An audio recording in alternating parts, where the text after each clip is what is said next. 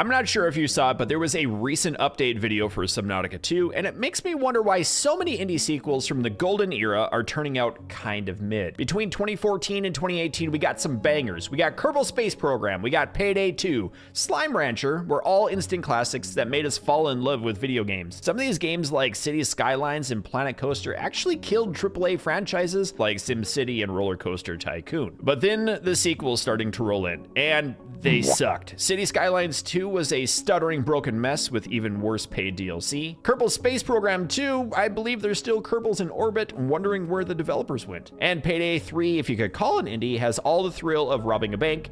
If the bank was closed, the vault was empty, and the alarm system was still in early access and not connected to the internet. Of course, Slime Rancher 2 is super pretty, but it's emptier than my brain after playing Oblivion Remaster for the last 14 hours. But there's one game that I still have hopes for, and it's Subnautica 2. They just confirmed the early access release date later in 2025, and hopefully unlike the other ones, this one isn't a lazy cash grab with half the game hidden behind DLCs and 14 FPS. The original Subnautica was anything but grounded, literally. It redefined underwater and survival games in general, with deep exploration, base building, terrifying leviathans, and a story that hit harder than a Reaper attack at 200 meters. But the game proved that indie games didn't have to sink, they could swim with the right development team. And now in Subnautica 2, we'll be diving into an all-new mysterious alien world in the Subnautica universe, and it's shaping up to be more than just a splash. With 4-player co-op, you can try to survive with your friends, if you have any. There's new creatures, new predators, and hopefully new leviathans,